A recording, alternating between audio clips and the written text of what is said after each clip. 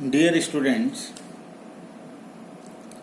आज के इस लेक्चर में हम आपसे बात करेंगे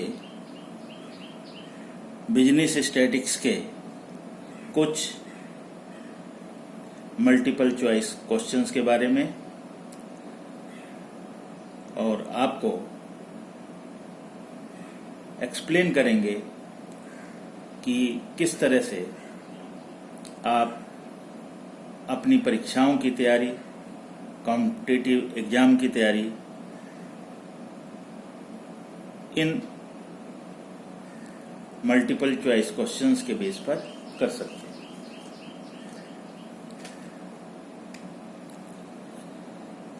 फर्स्ट एमसीक्यू हम लेकर के चलते हैं। The word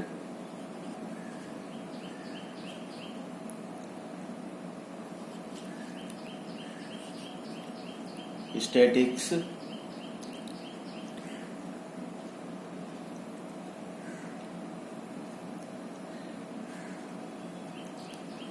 have been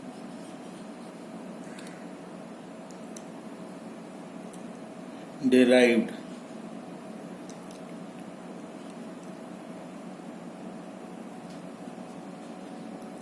from the word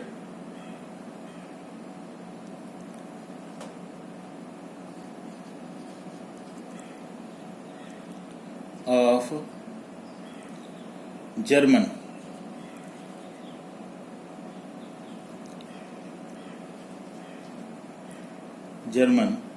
language.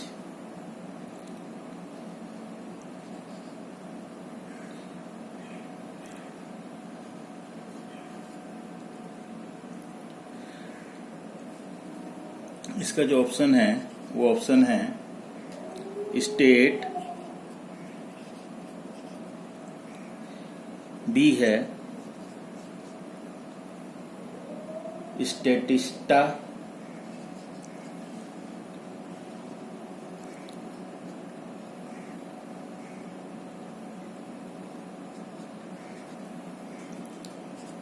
सी है स्ट्रक्चर,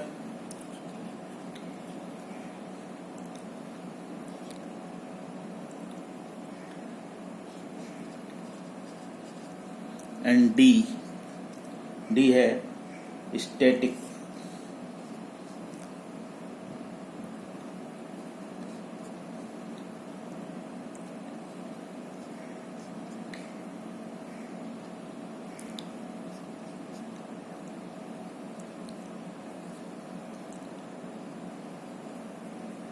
स्टैटिक तो जो हमारा सांख्यिकी, जिसको कि हम स्टैटिस्टिक्स के नाम से जानते हैं, पहली बात तो यह है कि उसका जो वर्ड है स्टैटिक्स, ये जर्मन लैंग्वेज से लिया गया। एक तो बात आपको ये ध्यान रखनी है, it is derived from the German language, ये जर्मन लैंग्वेज से है।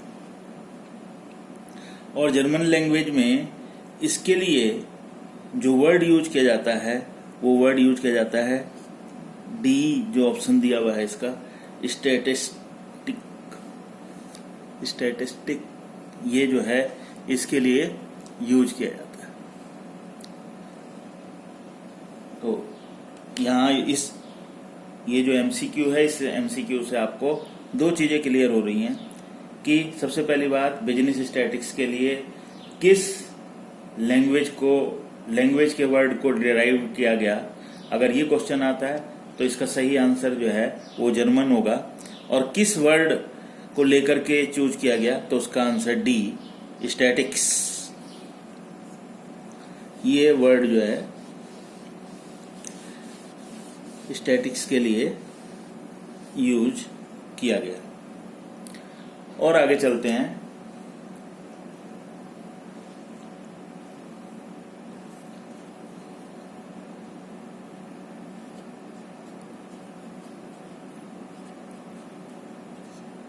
Statics implies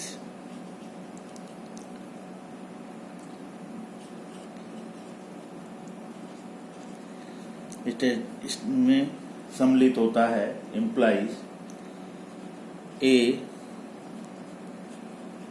only data,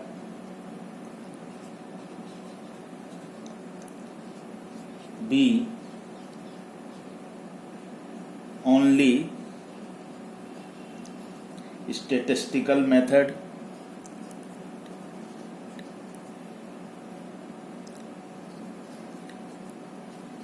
only statistical method, C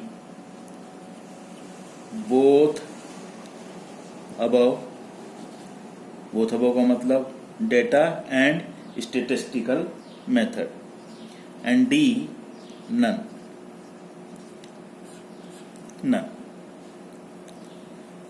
none of these.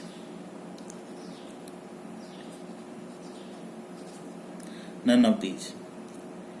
तो स्टैटिक्स में सम्मिलित होता है, उसमें इंक्लूड किया जाता है डेटा को और उसके साथ साथ स्टैटिस्टिकल मेथड को, क्योंकि जब तक डेटा नहीं होगा, जब तक हमारे पास आंकड़े नहीं होंगे, तो हम स्टैटिस्टिकल मेथड जो है वो यूज नहीं कर पाएंगे।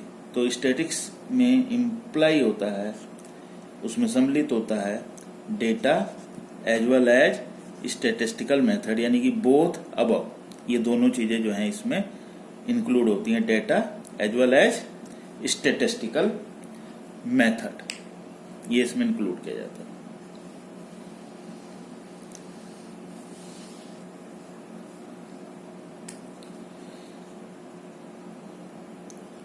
नेक्स्ट टाइम सीक्यूल को डिस्कस करते हैं।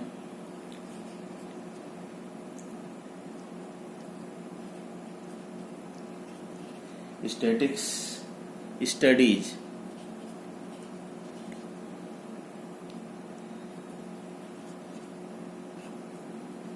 स्टैटिक्स में स्टडी की जाती है ए न्यूमेरिकल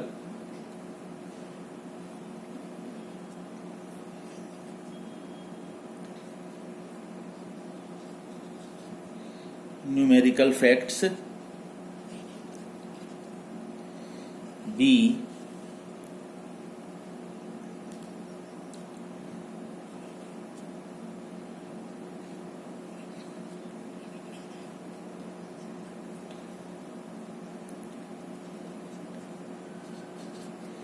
क्वालिटेटिव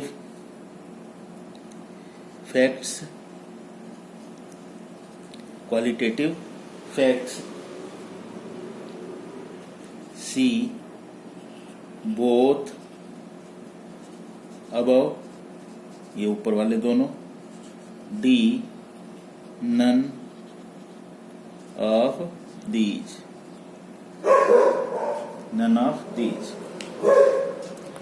जब हम स्टैटिक्स की बात करते हैं, उसमें जो है हम डेटा को लेकर के चलते हैं और स्टैटिस्टिकल मेथड को हम लेकर के चलते हैं। तो वहाँ पर हम जो यूज करते हैं मेनली वो न्यूमेरिकल फैक्ट्स को यूज करते हैं।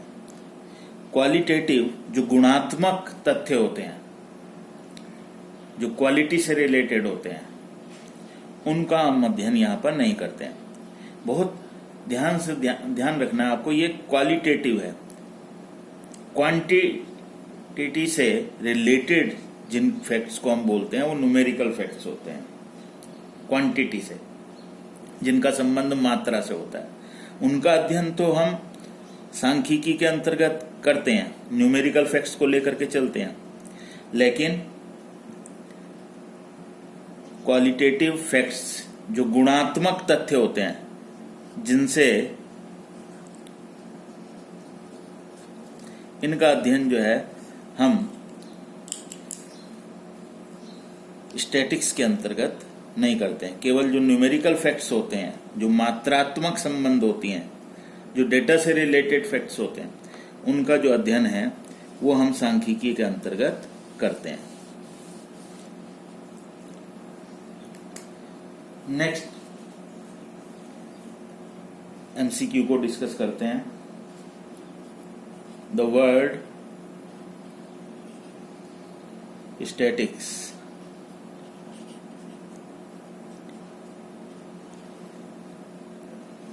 is used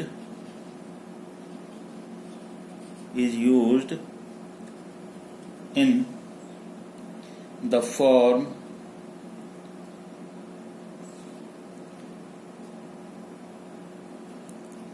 forms of a singular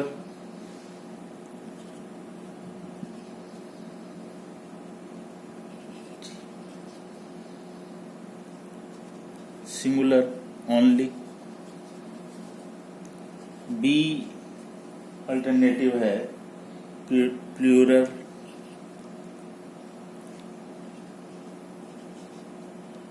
only, C both above, D none। तो जब हम स्टैटिक्स की बात करते हैं उसका जो प्रयोग किया जाता है वो सिंगुलर और प्लूरल दोनों ही सेंस में हम उसको यूज करते हैं। यानी कि सिंगुलर ओनली, प्लूरल ओनली ये सही नहीं है, ओनली वर्ड क्योंकि इसके आगे लगा हुआ है, क्योंकि हम उसको यूज करते हैं singular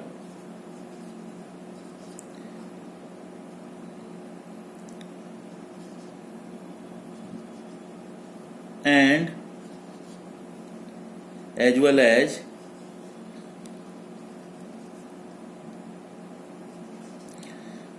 plural.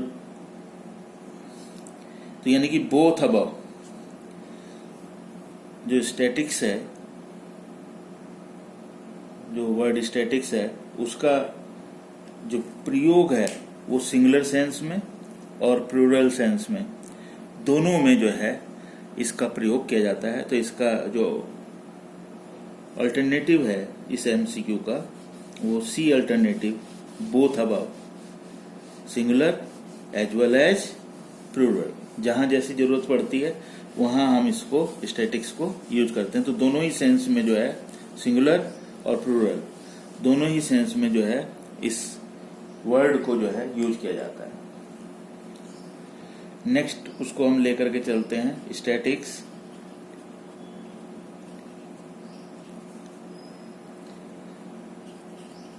Can consider,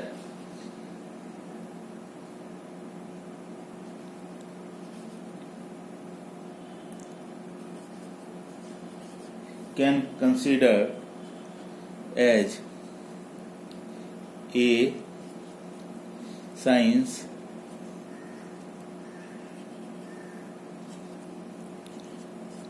B art, C both science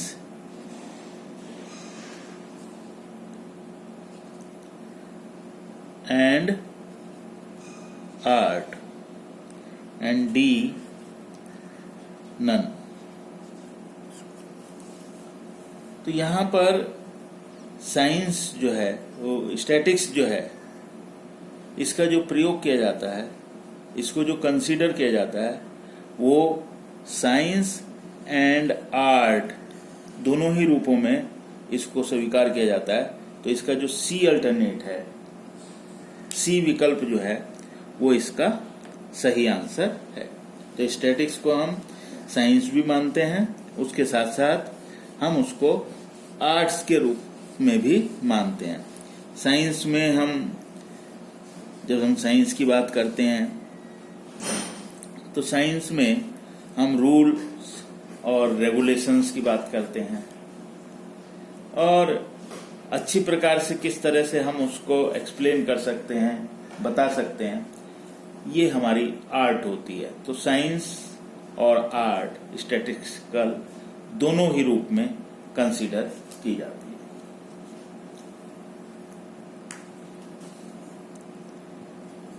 next MCQ करते हैं। Father of statics.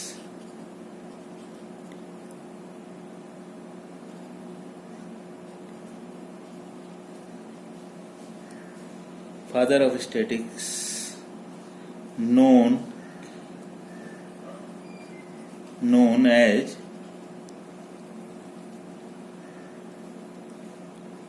A. Carl Pearson,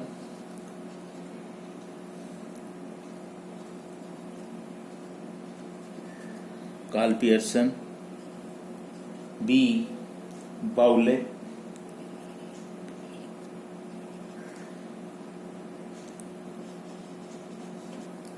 Bowley, C. Gottfried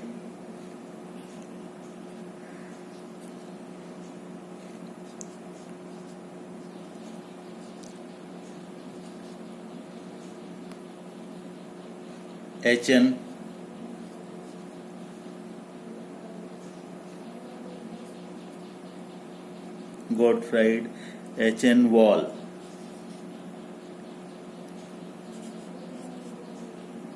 और D. Horace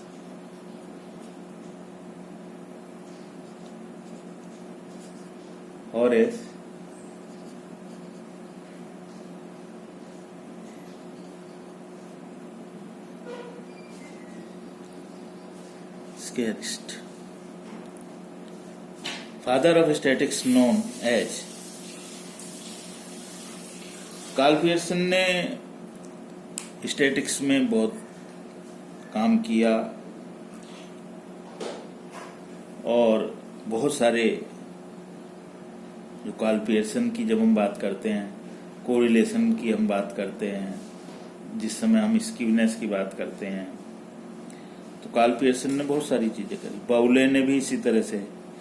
लेकिन father of statics known as Gottfried H.N. Wall, ये हैं father of statics, Gottfried H.N. Wall. यानी कि इसका जो करेक्ट ऑप्शन है वो है गॉटफ्राइड H.N. वॉल, जब हम फादर ऑफ स्टैटिक्स की बात करते हैं।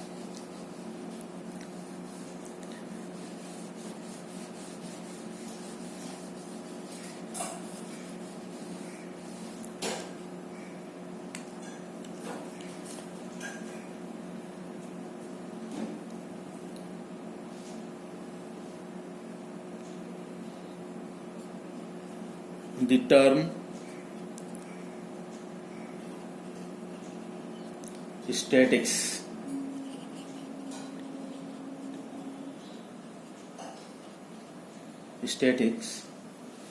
was firstly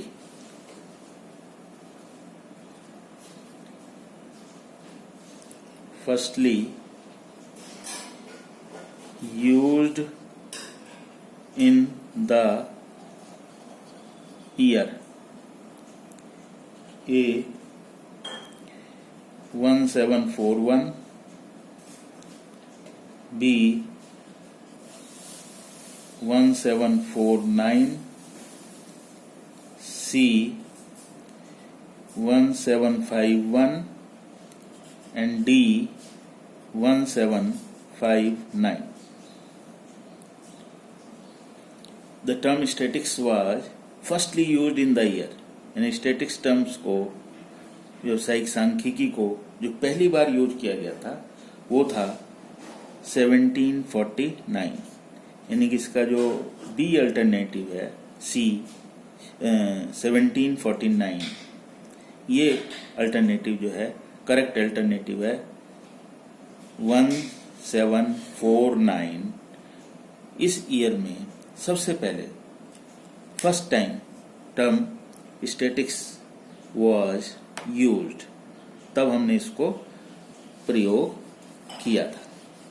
तो इसका बी जो ऑप्शन है 1749 इज द करेक्ट ऑप्शन, वो इसका करेक्ट ऑप्शन है।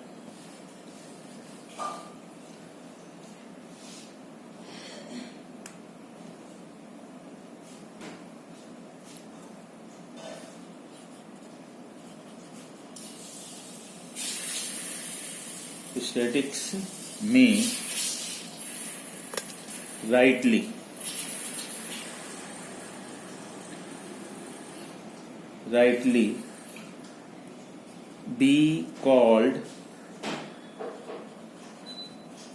be called the science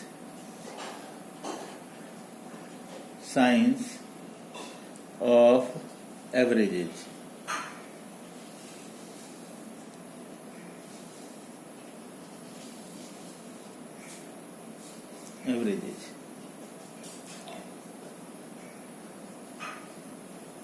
statics में rightly be called the science of averages.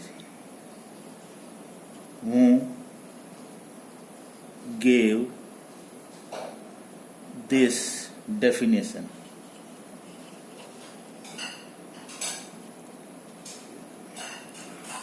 Who gave this definition, इसका जो कार्ल पियर्सन,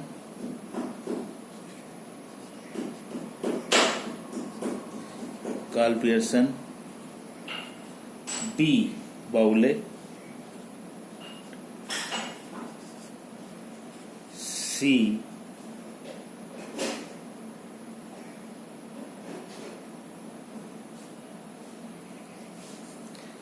Gottfried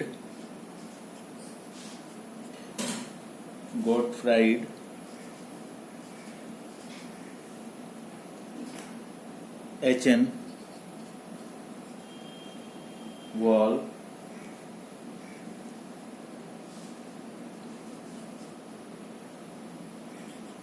D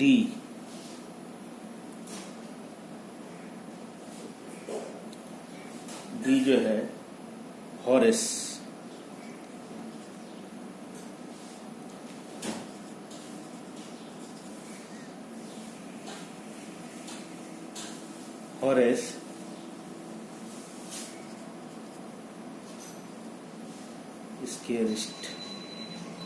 स्केरिस्ट।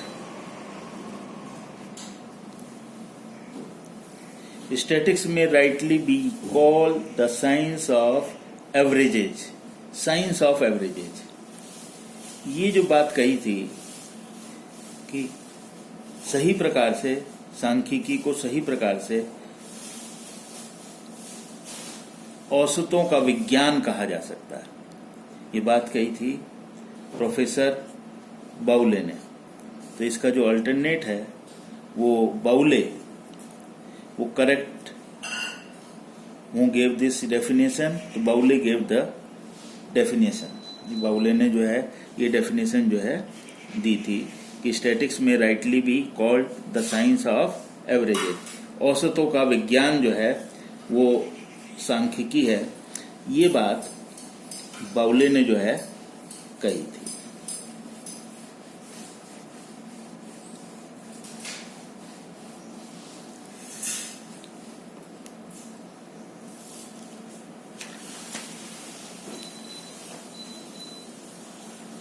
आगे बात करते हैं, नेक्स्ट हम लेकर के चलते हैं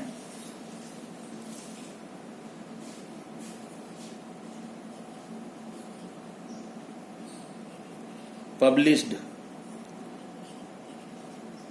डाटा।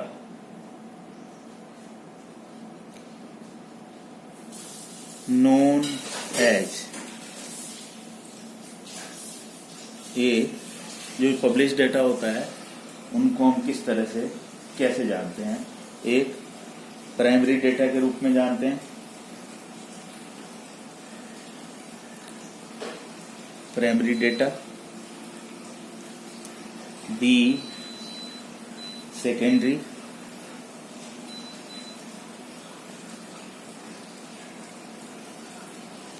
Secondary data. सी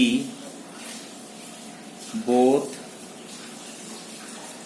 अबव, यानी कि primary and secondary data both. and D, none of these।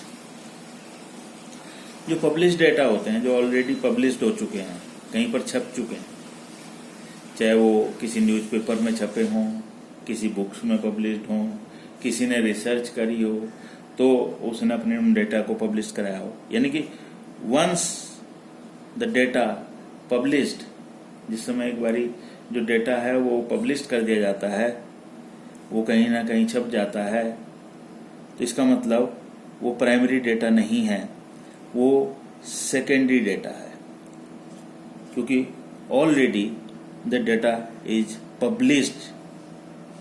कहीं ना कहीं वो डेटा जो है एग्जिस्ट कर रहा है, और जब कहीं डेटा एग्जिस्ट करता है, जो पब्लिश्ड हो जाता है, चाहे वो किसी न्यूज़पेपर में हो, फाइनेंशियल टाइम्स में हो, इकोनॉमिक्स टाइम्स में हो, नवभारत टाइम्स में हो, अमर उजाला में हो, या दैनिक जागरण में हो, हिंदुस्तान में हो, किसी भी न्यूज़पेपर में छपा हो, या किसी मैगजीन में छपा हो, इंडिया टुडे में छप गया हो, या किसी और रिसर्च बुक में जो है दैट इज पब्लिश्ड। इंटरनेट वगैरह में जो रिसर्च पेपर्स आते हैं, रिसर्च बुक्स जो होती हैं, उनमें कहीं पर भी अगर वो डेटा जो है एक बार पब्लिश्ड कर लिया गया है, किसी दूसरे के द्वारा जो है उसको कलेक्ट किया गया था, फिर उसको पब्लिश करवाया गया, तो पब्लिश डेटा जो है उनको हम सेकेंडरी डेटा के नाम से जानते हैं। द्वितीयक समंक, हिंदी में हम इनको बोलते हैं द्वितीयक समंक। प्राथमिक समंक होते हैं एक, और एक होते हैं द्वितीयक समंक। तो ऑलरेडी जो पब्लिश्ड हो चुके हैं, चाहे वो इकोनॉमिक्स टाइम्स में हो या किसी भी न्यूज़पेपर में हो, तो उनको हम सेकेंडरी डेटा के नाम से जानते हैं। Data originally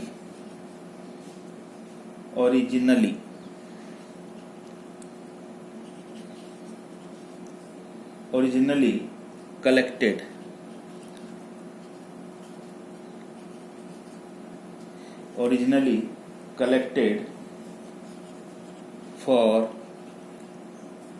an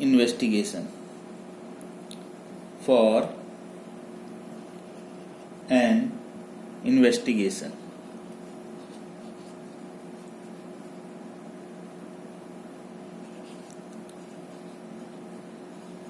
investigation are known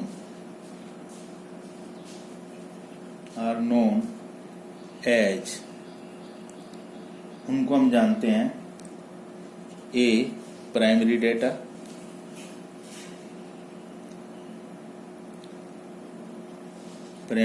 के नाम से जानते हैं, बी जो इसका विकल्प है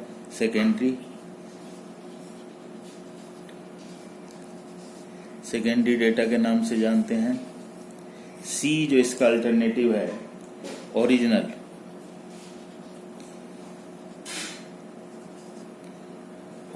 डेटा,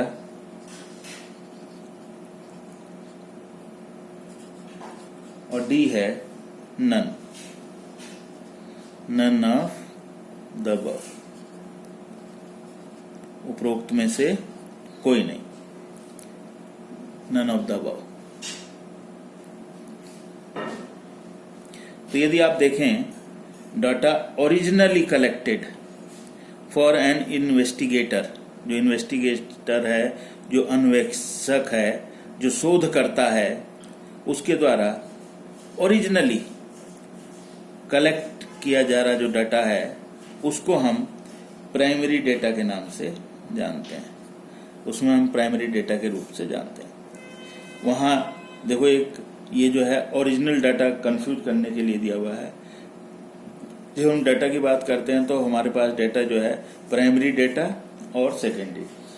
प्राइमरी डेटा वो होगा जो इन्वेस्टिगेटर के द्वारा अपने इन्वेस्टिगेशन के लिए ओरिजिनली फर्स्ट टाइम जो है वो कलेक्ट किया जा रहा है, बनाया जा रहा है, उसको हम प्राइमरी डेटा के नाम से जानेंगे। और किसी दूसरे के द्वारा कोई इन्वेस्टिगेशन किया गया, उसके द्वारा कोई डेटा कलेक्ट किया गया, वो ऑलरेडी पब्लिश्ड है, कहीं ना कहीं उपलब्ध है, तो उसको हम सेकेंडरी डेटा के नाम से जानते हैं।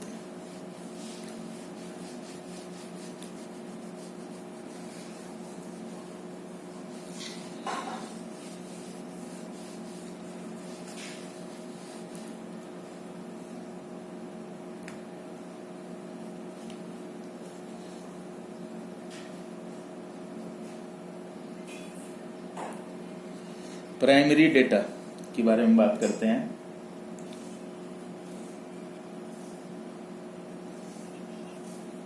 Primary data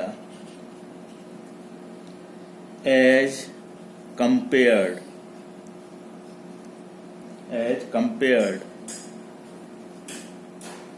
to secondary data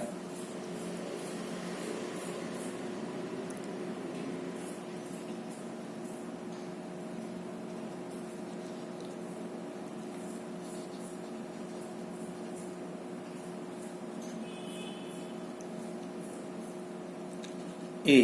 primary data as compare to secondary data. Primary data को अगर हम सेकेंडरी डेटा से कंपेयर करते हैं, उसकी तुलना करते हैं, तो हम इसको पाते हैं लेस रिलायबल।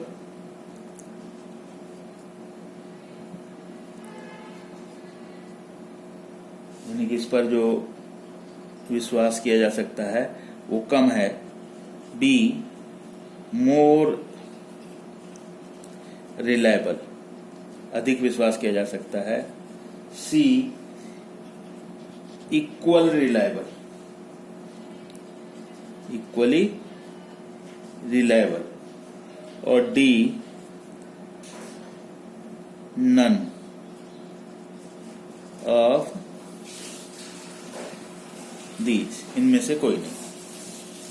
तो जो प्राइमरी डेटा है, जब हम इनको कंपेयर करते हैं सेकेंडरी डेटा से, सेकेंडरी डेटा हमने बताया कि वो पहले किसी और के द्वारा जो है उसको कलेक्ट किया जा चुका है, एकत्र किया जा चुका है, एनीवेयर एल्स जो है वो कहीं ना कहीं अवेलेबल है, पब्लिश्ड है, वो उसको हम सेकेंडरी डेटा कहते हैं। लेकिन जो प्राइमरी डेटा है वो इन्वेस्टिगेटर के द्वारा फर्स्ट टाइम ओरिजिनली उसके द्वारा जो है उसको कलेक्ट किया जा रहा है, उसको एकत्र किया जा रहा है, तो वो ज्यादा रिलायबल होगा, मोर रिलायबल। जब हम उसको कंपेयर करेंगे सेकेंडरी डेटा से, तो प्राइमरी डेटा जो है वो मोर रिलायबल होता है, सेकेंडरी डेटा पर जो है उतना अधिक विश्वास नहीं हो सकता है। तो primary data as compare to secondary data are more reliable.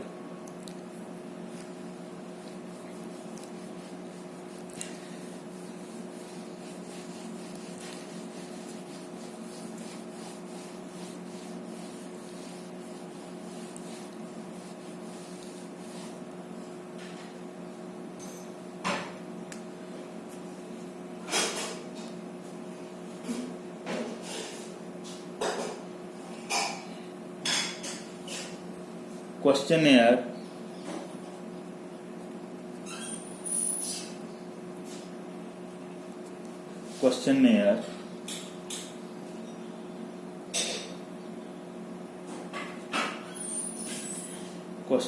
should have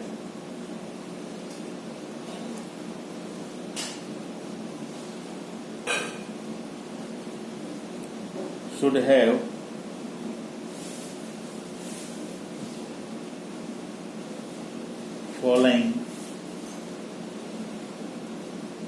number of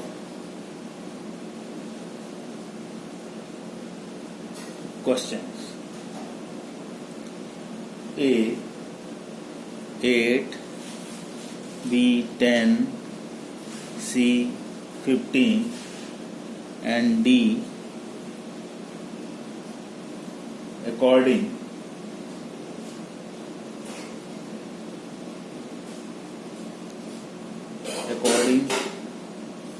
to the need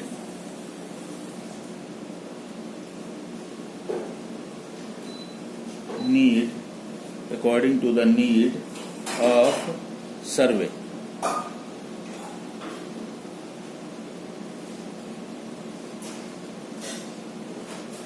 according to the need of survey. Questionnaire should have following number of questions: A8, B10, C15, D according to the need of survey. जब हम questionnaire को frame करते हैं किसी सर्वे के लिए, किसी research work के लिए, तो वहाँ पर इस तरह की कोई रेस्ट्रिक्शंस नहीं है कि how many questions are there, कि वहाँ पर कितने क्वेश्चन होने चाहिए. हमारे को क्वेश्चनियर को फ्रेम करना है according to the need of our survey. जो हमारा सर्वे है उसकी क्या नीड है, उसकी क्या आवश्यकता है, कितने क्वेश्चंस में काम चल जाएगा, कोई चीज़ छूट तो नहीं जाएगी. तो उसके अकॉर्डिंग जो है हमारे को अपने क्वेश्चनियर को फ्रेम करना होता है. तो वहाँ पर ये नहीं है कि हम 8 क्वेश्चन रखेंगे, 10 क्वेश्चन रखेंगे, 15 रखेंगे, 20 रखेंगे, 25 रखेंगे, 30. It's may be 8, it's may be 10, it's may be 15, it's may be 20, it's may be 30, but according to the need of survey. जो सर्वे की नीड है उसके अकॉर्डिंग जो है हम क्वेश्चंस को लेकर के चलेंगे अपनी क्वेश्चन ईयर में. जो क्वेश्चन ईयर है वो हमारे को लेकर के चलनी है.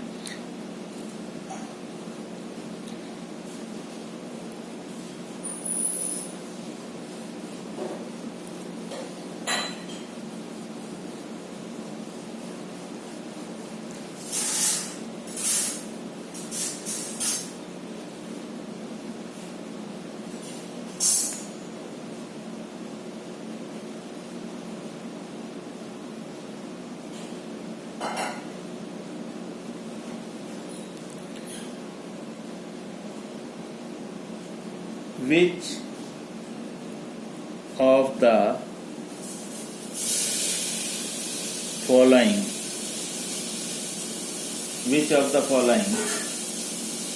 is not the source? Which of the following is not the source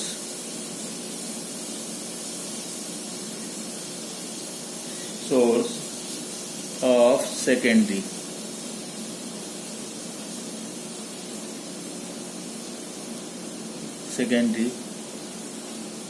data. A यानी कि कौन इसका सोर्स नहीं है. डेटा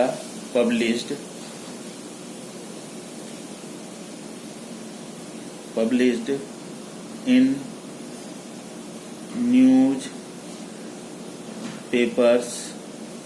न्यूज़पेपर्स में जो है जो डेटा पब्लिश हो चुका है वो. बी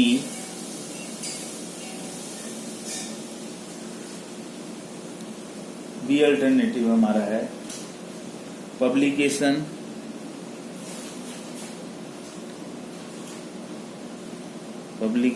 ऑफ गवर्नमेंट के जो पब्लिकेशन है वो. C data published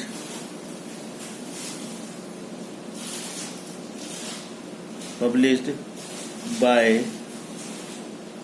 world Trade Organization या World Bank WTO. D the data obtained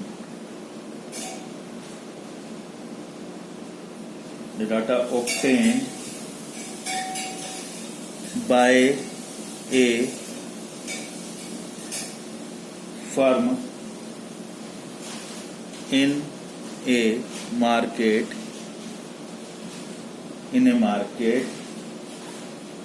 survey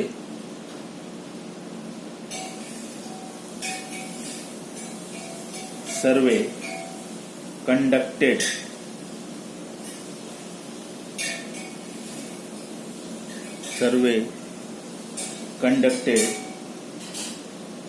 bye it, survey conducted by it. और जो ये एमसीक्यू है इसमें पूछा गया है which of the following is not the source of secondary data, यानी सेकेंडरी डाटा का वो सोर्स नहीं है। Data published in newspaper, that is also called as secondary data. Publication of government, चाहे स्टेट गवर्नमेंट हो चाहे सेंट्रल गवर्नमेंट हो, कोई भी गवर्नमेंट हो, अगर उसके द्वारा कोई डाटा पब्लिश किया जा रहा है, ये जो पब्लिकेशन है वो भी सेकेंडरी डाटा होंगे। Data published by WTO, World Trade Organization, World Bank, IMF, किसी के द्वारा भी कोई डेटा जो है पब्लिश्ड किया जा रहा है वो भी हमारा क्या होगा, सेकेंडरी डेटा होगा। The data obtained by A firm, एक फर्म के द्वारा डेटा ऑब्टेन किया गया इन ए मार्केट सर्वे, बाजार में सर्वे करके, कंडक्टेड बाय इट, उसने जो है उसको कंडक्ट किया है, तो क्वेश्चन एयर फ्रेम किया होगा। क्वेश्चन एयर फ्रेम करने के बाद उसने जो है सर्वे किया और सर्वे करने के बाद जो है वो डाटा आया। तो ये जो डेटा आया है this is called as primary data, ये प्राइमरी डेटा हुआ। तो डी ऑप्शन जो है इसका वो प्राइमरी डेटा है। इसका मतलब ये है कि ये सेकेंडरी डेटा में इंक्लूड नहीं होगा, this is not included in secondary data.